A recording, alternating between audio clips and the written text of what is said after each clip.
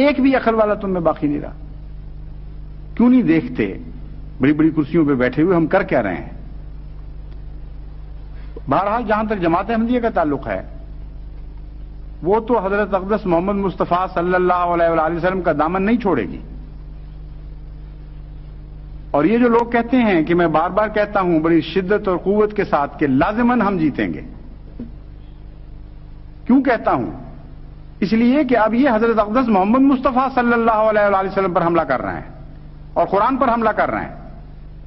جس تعلیم سے ہمیں روکتے ہیں وہ قرآن کی تعلیم ہے.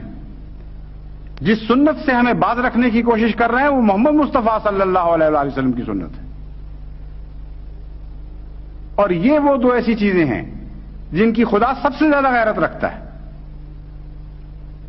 ناممکن ہے کہ قرآن پر حملہ کرنے دے خدا ان کو اور چھوڑ دے خالی، اور سنت محمد مصطفیٰ صلی اللہ علیہ وآلہ وسلم پر حملہ کرنے دے اور باز پرس نہ فرمائے.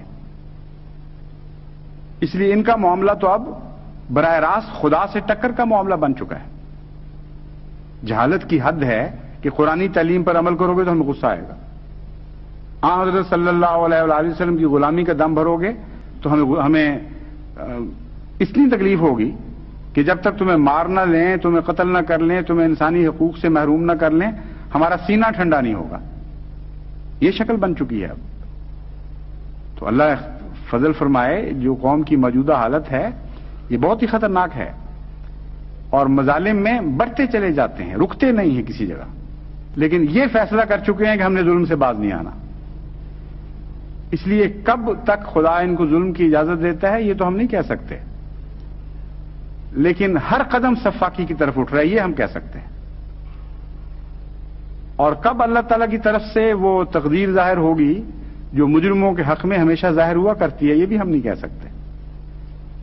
لیکن یہ جانتے ہیں کہ جب تک اللہ ہمیں آزمائے گا ہم صبر کا دامن ہاتھ سے نہیں چھوڑیں گے اور مسلمین کہتے ہوئے جان دیں گے، راضی برضا رہتے ہوئے اپنا سب کچھ لٹائیں گے. ایک بھی عقل والا تم میں باقی نہیں رہا. کیوں نہیں دیکھتے بڑی بڑی کرسیوں پہ بیٹھے ہوئے ہم کر کیا رہے ہیں؟